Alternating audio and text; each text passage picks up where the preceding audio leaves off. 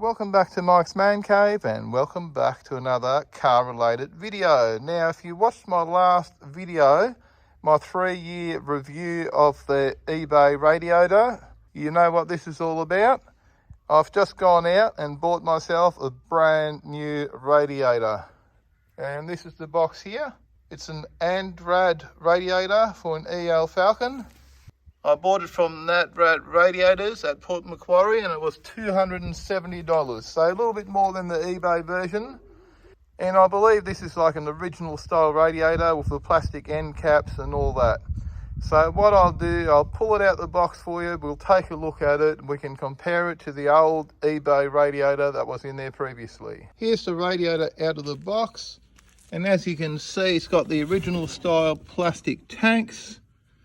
It's got the aluminium core and more plastic tanks. So this is what it looks like. It is fairly light. It's actually a lot lighter than the other one that I've taken out. And it is a lot thinner than the other one that I've taken out. So this is basically a standard radiator, which look, it should be fine for a standard car. And I will put it next to the old radiator in a second, just so you can compare the thickness of the core. Now here's the comparison between the old and the new, and the difference is ridiculous really. That's the new one, that's the old one.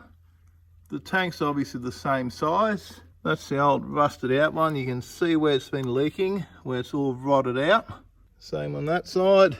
And there's the new one with the plastic tanks, which is actually the factory original style. So we're going back to original. Me being me, I couldn't help myself. I repainted all that bottom part there because there was some surface rust. So I gave all that a good clean up, and it's had 2 coats of paint on there now. There was a little bit of surface rust in there from the battery, so I've sanded all that, primed it and put 2 coats of paint on there. I have no intention of ever selling this car, so I've got to look after it to make it last. So this looks a lot better now, and it's ready for the new radiator to go in. I have also ordered a full hose kit, which is all the radiator hoses, the overflow hoses and heater hoses and everything. And that's not arriving for another week or 2, I guess, eBay being eBay. So I'll have to fit all those hoses a bit later on once they get here. I'll probably do a separate video about that. For now, we'll be reusing the existing hoses that I've got there. They still seem all right. I mean, that one looks a bit rough now, but no, they still seem all right. They'll work for another 2 weeks until I get my hose kit to replace all the hoses. There's an empty space there that needs to be filled. Let's put it in. Here's the radiator all installed back into the car. And obviously it fits well. It's a factory style radiator that bolted straight into place. It's pretty easy. All the old hoses are connected back up. And now there's coolant in the reservoir again. Now we have been driving the car for a few days now, and there's been no leaks or no problems. I have, as mentioned earlier, ordered a complete hose kit for this car, which should be arriving in a week or 2 weeks or 3 weeks these days.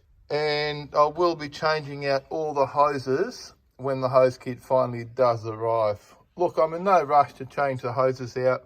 I might leave it a month or 2 and just keep the hoses aside.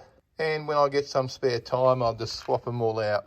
So there's been no issues at all, no leaks, no overheating or any problems since the new radiator's gone in. So look, it's doing the job. I'm pretty happy with it. And hopefully it will last longer than what the last one did. Now, if you've got any questions about this radiator, please leave your question down below and I'll try and answer it to the best of my ability. In the meantime, as always, don't forget to give me a big thumbs up and don't forget to smash the subscribe button, not the brand new radiator, for more videos from Mike's Man Cave. Thanks for watching and bye for now.